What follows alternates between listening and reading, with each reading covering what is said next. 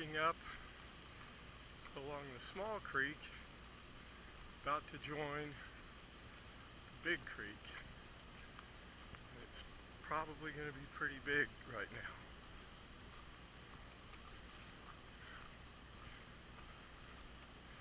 I think it's higher than I've seen since I started watching the gauge height at the USGS website.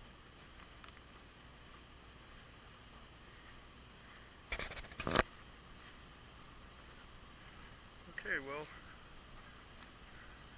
the pipe is roughly to my left a little bit. See if it's underwater, but I thought the road here might also be underwater, but it's not even close. At least not right here. Maybe other places. So the pipe is over there somewhere. Oh, I see the somewhere.